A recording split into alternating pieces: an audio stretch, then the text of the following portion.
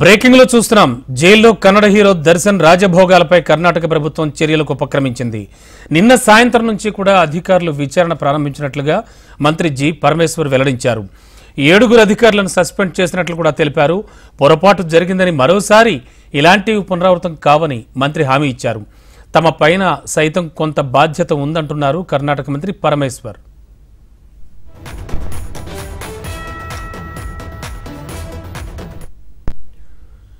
అభిమాని రేణుకాస్వామి హత్య కేసులో ఆరోపణలు ఎదుర్కొంటోన్న కన్నడ హీరో దర్శన్ తూగుదీప్ జైల్లో ఉన్నాడు. జైల్లో రాజభోగాలు అనుభవిస్తున్నట్లుగా ఉన్న ఫోటోలు, వీడియో ఒక్కదాని తర్వాత ఒకటిగా వెలుగులోకి వచ్చాయి. మొన్న జైలు ఓపెన్ లాన్లో కొందరితో కలిసి కుర్చీలో కూర్చుని సిగరెట్ తాగుతూ సేద తీరుతూ ఉన్న దర్శన్ ఫోటో వైరల్ కాగా, నిన్నెవరితోనో వీడియో కాల్లో మాట్లాడుతున్న వీడియో కూడా ఒకటి వెలుగులోకి వచ్చింది. బయటకు వచ్చిన దర్శన్ వీడియోలు, ఫోటోలపై రేణుకాస్వామి తండ్రి శివగౌడ ఆవేదనతో స్పందించారు. నటుడిపై కఠిన చర్యలు తీసుకోవాలంటూ డిమాండ్ చేశారు. పోలీసులపైన, న్యాయ వ్యవస్థపైన తనకు నమ్మకం ఉందని, దర్శన్ జైలులో రాజభోగాలు ఎలా అనుభవిస్తున్నాడో తనకు అర్థం కావడం లేదని ఆశ్చర్యం వ్యక్తం చేశారు.